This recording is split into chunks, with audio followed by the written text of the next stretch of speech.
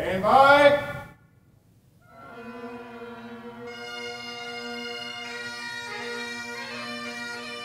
Mark time. March. Forward. March.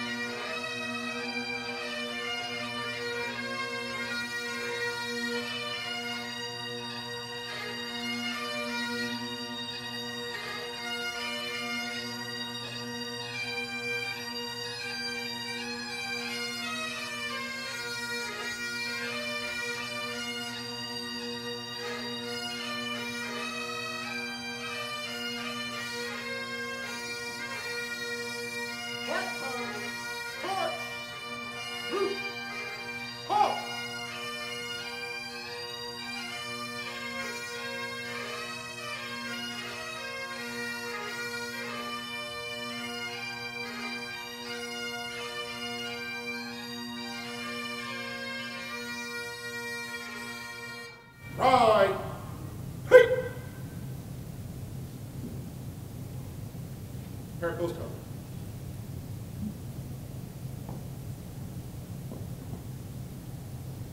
Close cover.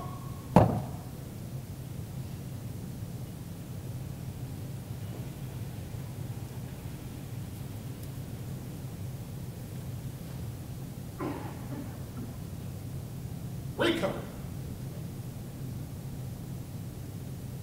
Present.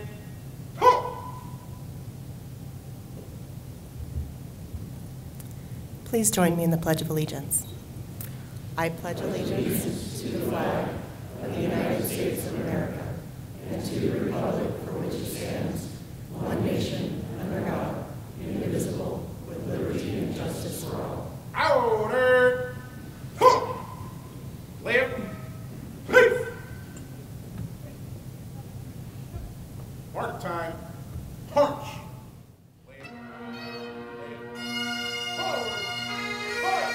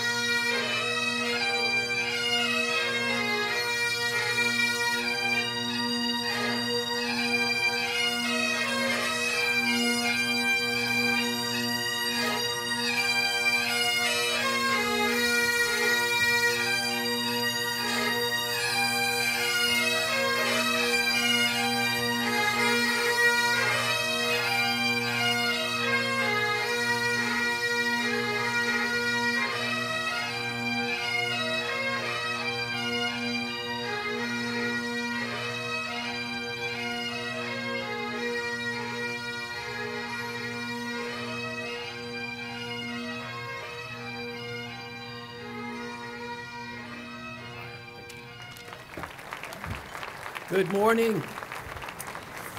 You know, I know that one of the big things that a city manages is growth.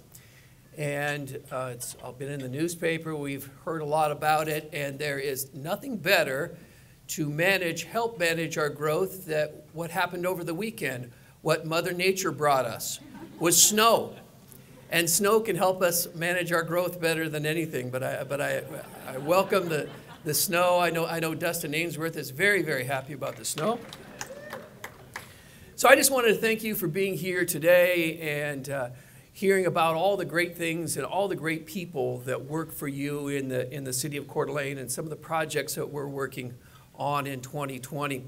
I want to acknowledge the new chamber president, Daryl. You know, Daryl has already come in and he's hit the ground running. And he came, I think he came from Arkansas to GQ magazine, then to Coeur d'Alene. So really, it's not much of a change from Steve Wilson because Steve Wilson was also on GQ magazine, I'm sure. And you can let Steve know I said that. So one of the changes that Daryl has made is that this group, previously it was a group or a gathering, but he's changed that already. and that this group is now referred to as y'all. So a question that I had for Daryl, I had two questions, is that how do you spell y'all? Is that Y''A''L', right? Y'all. We don't do apostrophes in the South. Oh, so it's just Y-A, just y'all, okay? And how many people exactly is in y'all? Do you got to be, is it 2, is it 400, is it? 2 or more. 2 or more people makes up y'all. 2 to 8. Okay, great. So we do live in a wonderful place. And we've created, or we have had a gentleman by the name of Daniel Nelmar who created a fantastic drone video for us, and I'd like to share that with you now.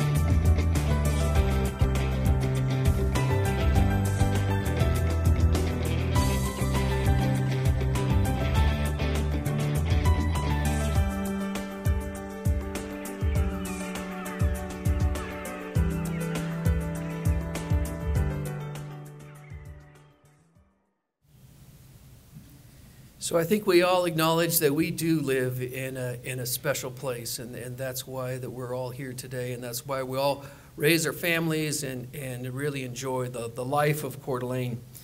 Before I get started, I wanted to say a special thank you to my family. My wife Marie, my daughter Katie, my son Ben that are here today, my daughter-in-law Lindsay that's home with our 2 beautiful granddaughters, my son Matt who lives in Seattle, and my daughter Casey who's all the way across the country in New York City. It's not easy being the family of an elected official. You're working out in the athletic club and someone comes up to you and says, would you tell your dad he's doing a crappy job about parking? So I just wanted to thank them for always being there for me and being part of my support team. So there are many people that I want to thank you. So there are many people that I would want to acknowledge today. First, our city council, who worked very hard to make our city a great place to live.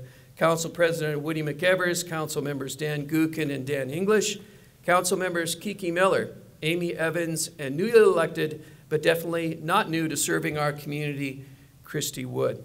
I'd like to also make a special mention of Ron Edinger, who recently retired after 50 years of public service. Can't imagine doing this job for that long. But Ron, without a doubt, is the best elected city official that we have ever had. And I would like to acknowledge our existing council and Ron Edinger with a round of applause.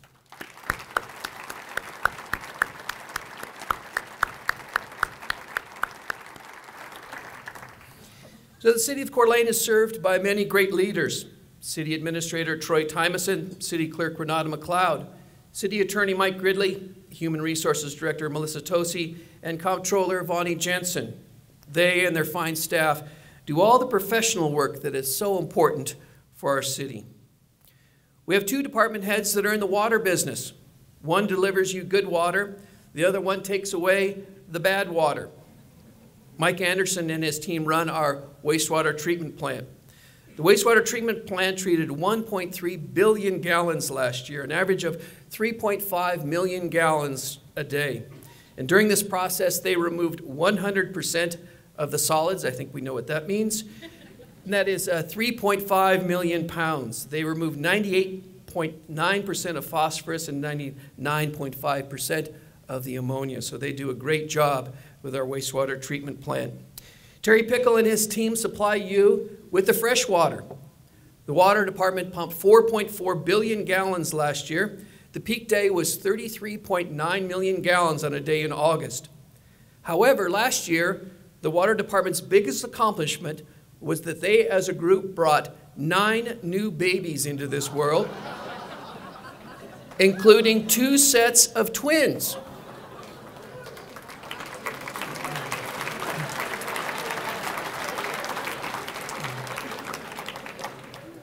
So what this goes to show is that there really is something special in our water.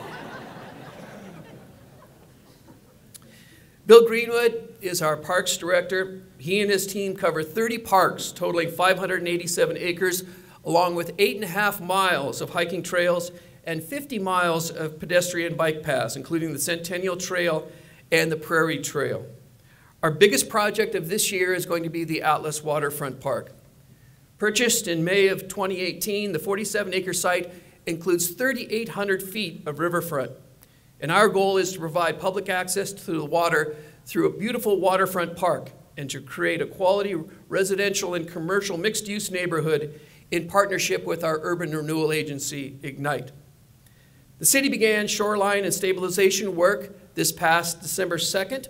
The Atlas Waterfront public space will feature 2 trails along the water, with one being a paved bike trail, the other being a walking trail, a fenced water dog park, a swim beach, a natural log playground, an ADA accessible kayak launch, food truck locations, a restroom and picnic shelter, and open green space. It's really going to be a fantastic new addition to our park space.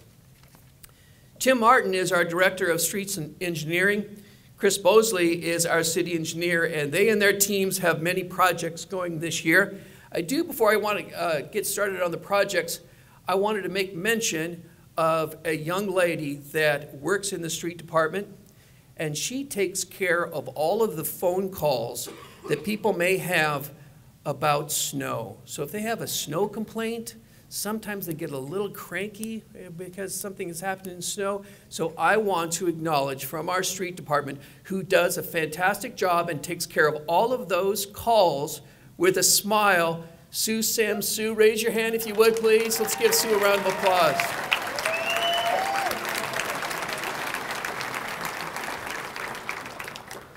So some of the projects that we're working on this year, the city entered into an agreement with the Idaho Transportation Department to take over control of the 6 signals in the corridor near I-90. Fiber optic cable has been installed, and streets and engineering crews will be installing new signaling equipment to improve their operations. So all of this work should be completed by Memorial Day in time for the summer traffic. Next project is a second eastbound lane will be added on Kathleen to accommodate the dual left turn lanes to be installed on southbound US 95 by the Idaho Transportation Department. This is currently in design and will be anticipated to be constructed during 2020. On 15th Street, from Harrison to Best Avenue and currently in design, this segment of roadway will be updated to a 3-lane urban street section with bike lanes and sidewalks. The short-term goal is to have shovel-ready plans ready for funding opportunities. The city is working with the Idaho Transportation Department to create stormwater swale at US 95 and Northwest Boulevard interchange.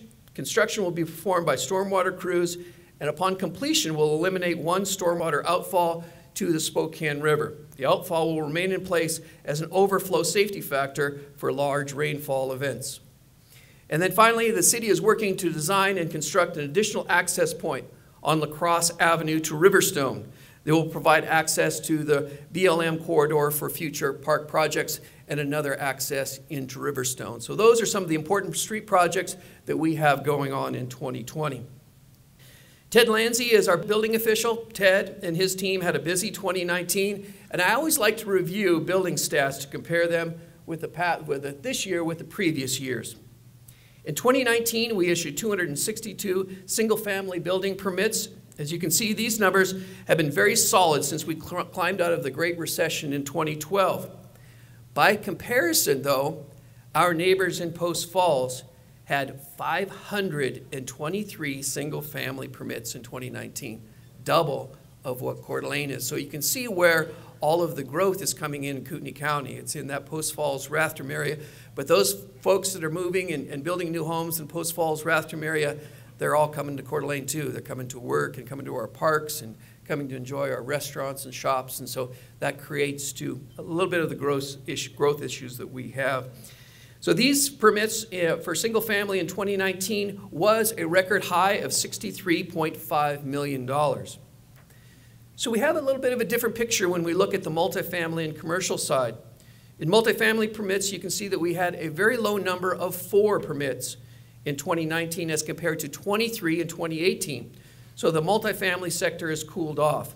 When we look at value, the permits in 2019 were valued at $9.2 million as compared to $29.8 million in 2018. The number of commercial permits was 30, which was about average year for the number of commercial permits. However, the value of that was down, and the value was $40.9 million, which was the lowest since 2011. So there's been a bit of a cooling off in the market in commercial and multifamily. However, overall, buoyed by a strong single-family building market, we saw a total value of $118 million in 2019, down from the all-time high of $146 million in 2018, but still the 3rd highest volume that we have ever had in Coeur d'Alene, and construction continues to be strong. Coeur d'Alene has the finest public safety, led by Police Chief Lee White and Fire Chief Kenny Gabriel. Let's take a look at some of the things that they do.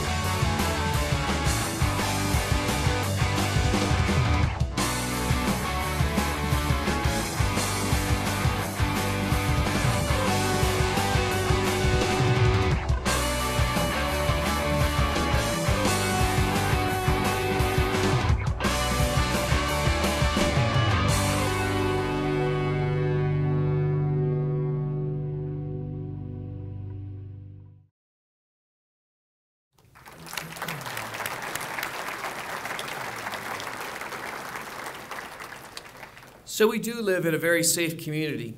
Crime in our city continues to drop because of the hard work of the men and women in the police department and because of our partnership with community. Part 1 crime, which includes aggravated assaults, burglaries, thefts, robberies, homicides, fell over 28% last year, and crime has dropped just under 60% since 2014 in these categories.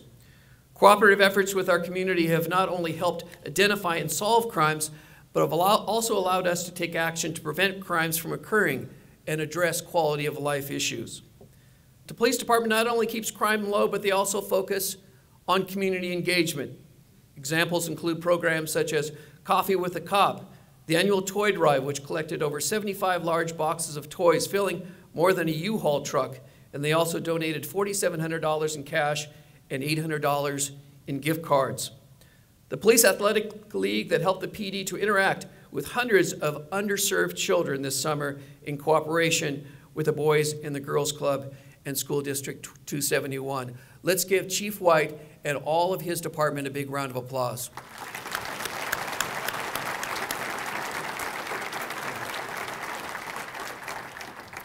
Our fire department continues to provide outstanding fire protection and emergency medical care for our citizens. Thanks to our dedicated fire professionals, lives were saved, and our community safety and sense of well-being were greatly enhanced.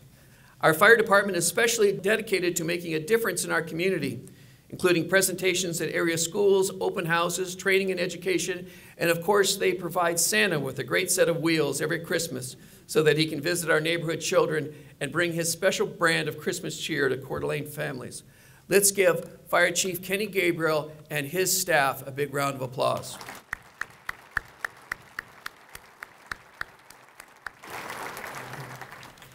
Planning for the future is a very important part of what a city does.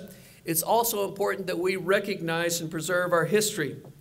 Let's look back to what Coeur d'Alene was like 100 years ago in 1920.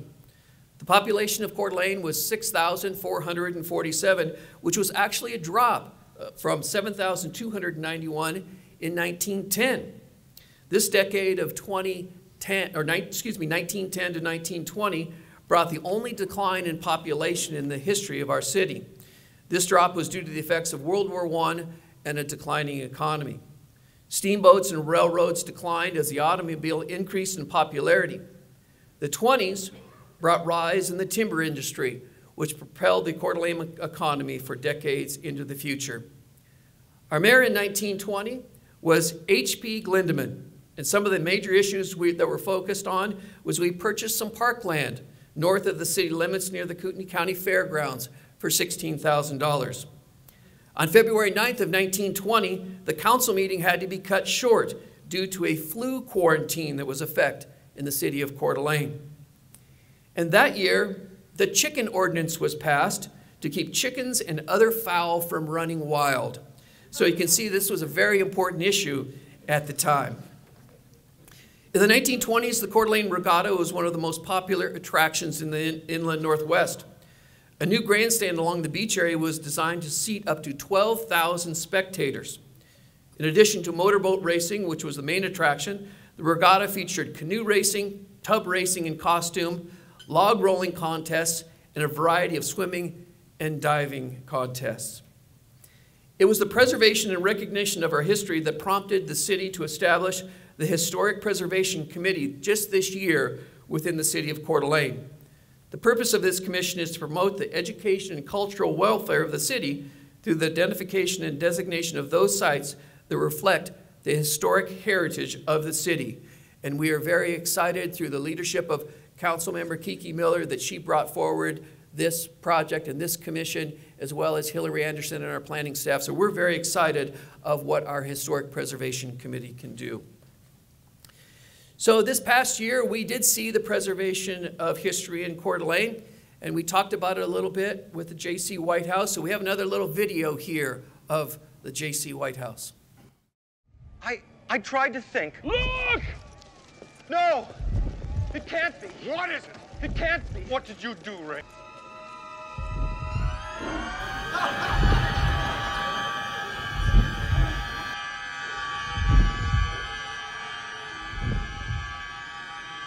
It's the J.C. White House.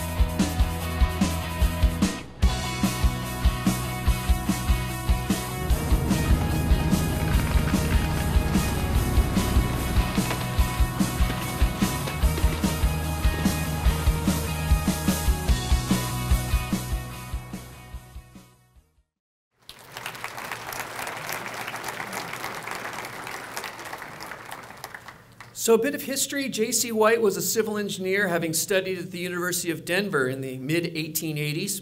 In 1887, J.C. moved to North Idaho to a job as a chief civil engineer for the Coeur d'Alene Railway and Navigation Company. J.C. helped complete the rail line from the old Mission Landing to the Wardner Junction. The origin of the White House at 805 Sherman is far enough in the past that most are unaware of it and think that the name came from the white color of the house, but that's not correct. The home was built by J.C. White, who for a time was one of the most important men in town. Construction of the house was announced on September 5 of 1902. Work was completed the next spring and noted in the Coeur d'Alene Press on March 14, 1903.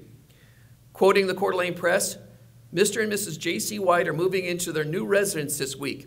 It's one of the most complete and comfortable homes in Coeur d'Alene, and it cost about $5,000.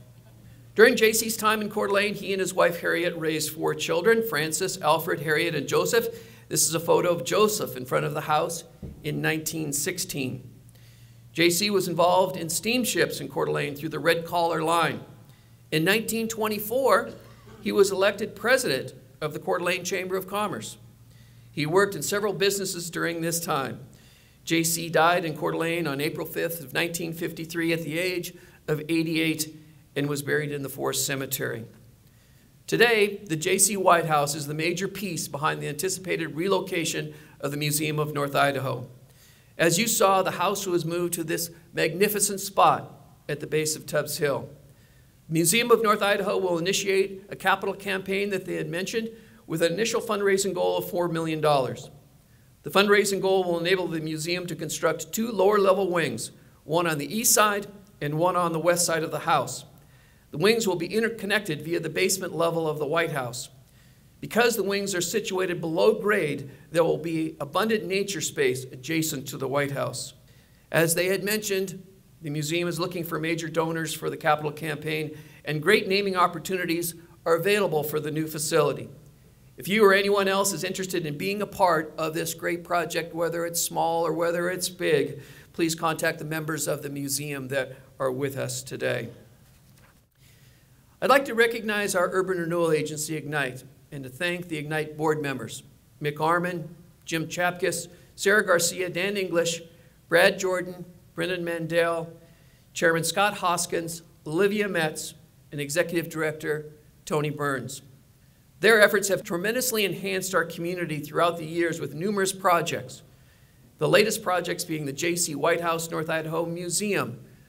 The Ignite donated all of the land for that project. Other projects that they've done are the Memorial Field revitalization, the Atlas Waterfront project, and the revitalization of Celtice Way, just to name the latest few. Thank you very much to our urban renewal agency, Ignite, and I'd like to give them a round of applause.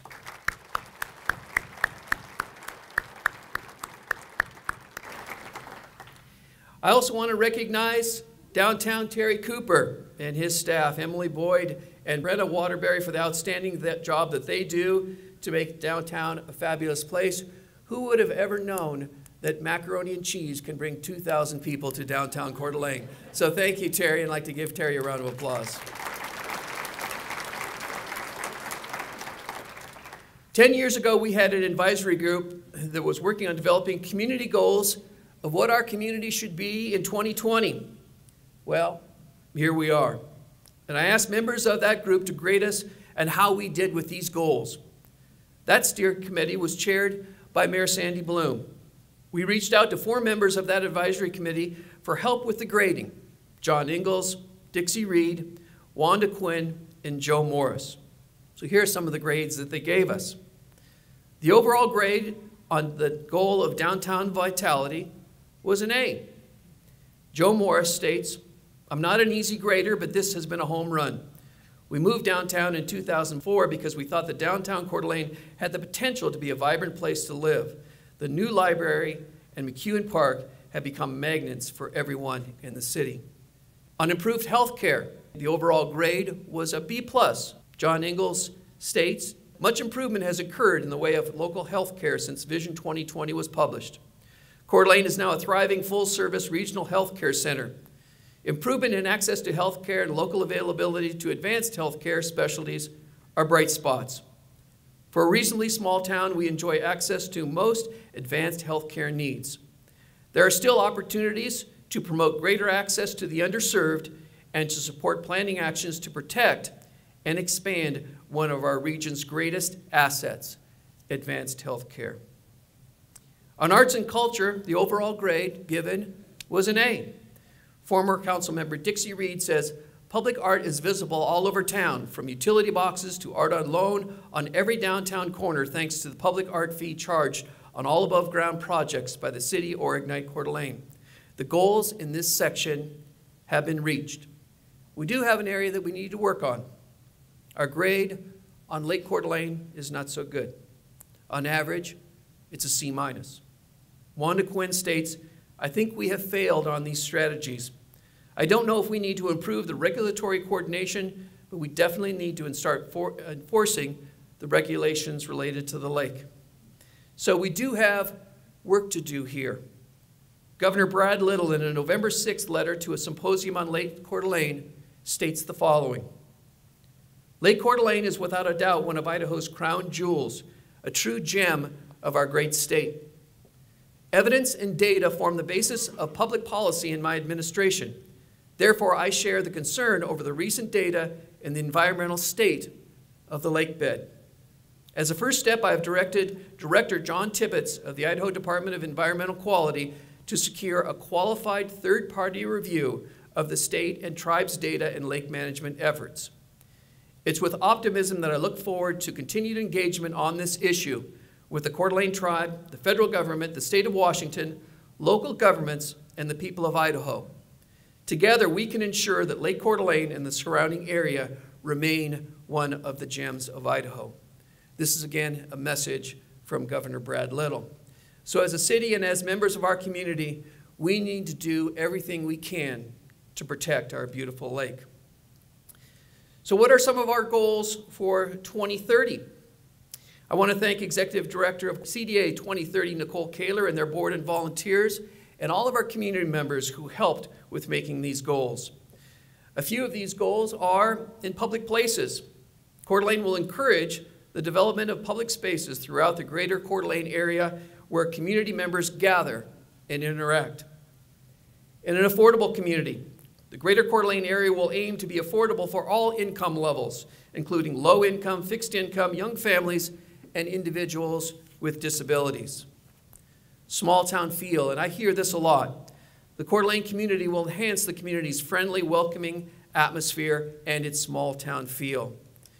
On community history and heritage, Coeur d'Alene will support programs that preserve its historical collections, key community features, cultural heritage, and traditions.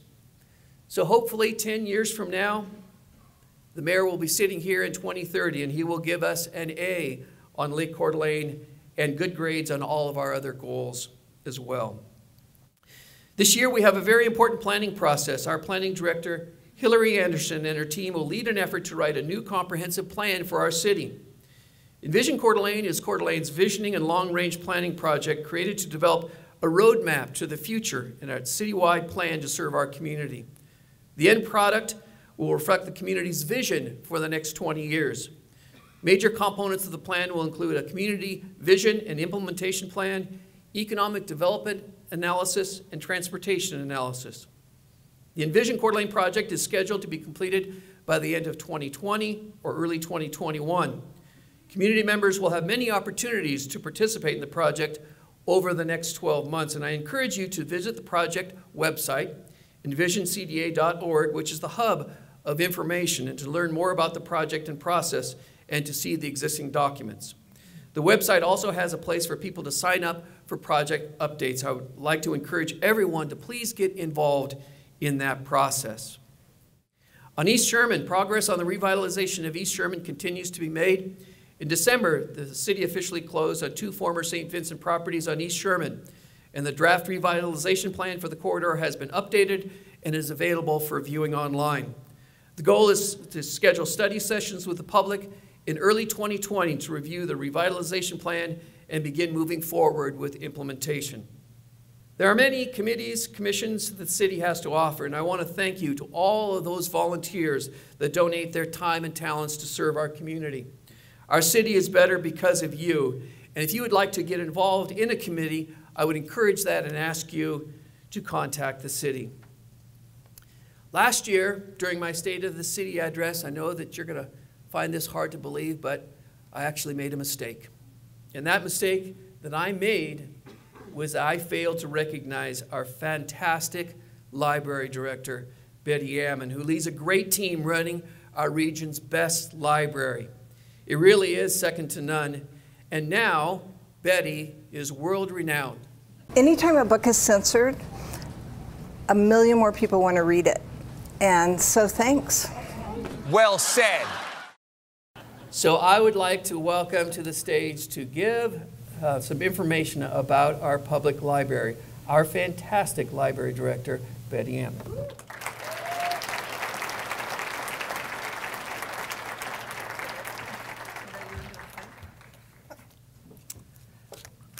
Well, thank you, Mr. Mayor, City Council, hardworking fellow city employees. I'm not a bagpipe player, but I did bring my kazoo, so I thought I'd start out with a 10-minute kazoo solo. No? Okay. Well, all right. I have a slideshow for you. This is your public library, the library in town that has the most stories. We also have a library at the Lake City High School, public library branch. They're open every day after school. Now, some people think that libraries are quiet places. Well, there's what happened at the library in November. Some of you may have heard that somebody was hiding books in the library. It's a minor blip. It brought Rick Riley, a sports writer, to town. He hid 10 of his books and gave a pretty entertaining speech to about 300 people. But in reality, most days at the library are more like this. And like this is kids coding. Or you might think, as the mayor just showed you, the library as the spot for the arrival of the unhideable big book and all the ensuing media that happened.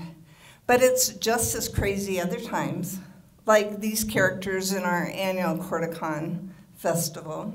However, many people do think that this big book is what your library is all about. And my grandson ran around on Thanksgiving yelling, "Grammys on Stephen Colbert," until I wanted him to go away for a long time. Well, it's true, the big book is still there. Hundreds and hundreds of people came to see it, got their picture taken with it, sent emails, donations. We're still talking about having all sorts of books for all sorts of people. But most of the time and most of the days, people are using your library for faxing, scanning, research, using computers, and checking out books. 40,000 of your fellow Coeur d'Alene residents have library cards, 36,000 attended programs. Nearly 250,000 patrons came through the doors this past year, checking out over 850,000 items, hotspots, books, ebooks, and more. How do we do it? With incredible staff. Staff who know how to do meaningful work, who send us lovely quotes like this. Your kind and helpful staff always make visiting even more of a joy. The facility is lovely. Thank you, Howard and your crew. In resources, scenery, and wonderful people. Thank you for all the time and hard work that goes into running an establishment so well. It's always a pleasure to stop in. We have staff who get books ready quickly, staff who are smart, funny, and eager to help, or just sing you a Scottish tune. And our library trustees, friends of the library, and Library Foundation make all the extras possible. All the policies and programs we have are supported by them. We have programs outside and inside, curbside, and all around the town. Thanks to our Wastewater Department, we had hundreds of pumpkins to paint and hundreds of people to paint them. Your grandkids and kids are coming to the library all the time to hear stories and songs and create in our fun craft room and attend programs in our incredible backyard. Thanks, Parks. So that's the story of your public library, where sometimes books are hidden, but mostly books are found. Thanks.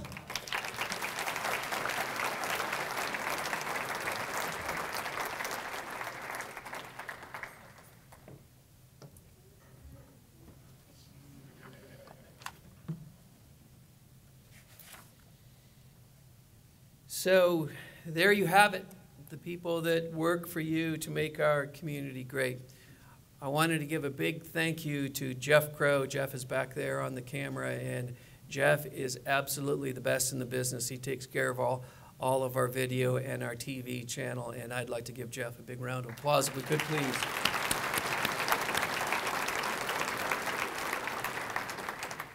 So again, I do want to thank all the hardworking employees and volunteers that make our city great. We are very well served.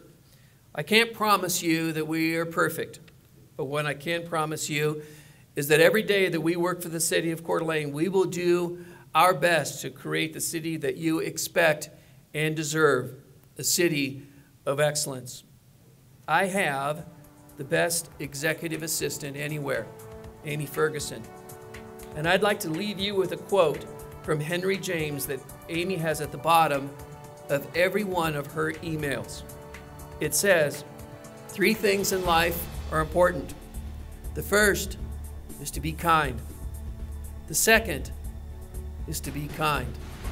And the third is to be kind. So that shows you what kind of person that Amy Ferguson is. And I hope that we will always live to have that example in our lives as well.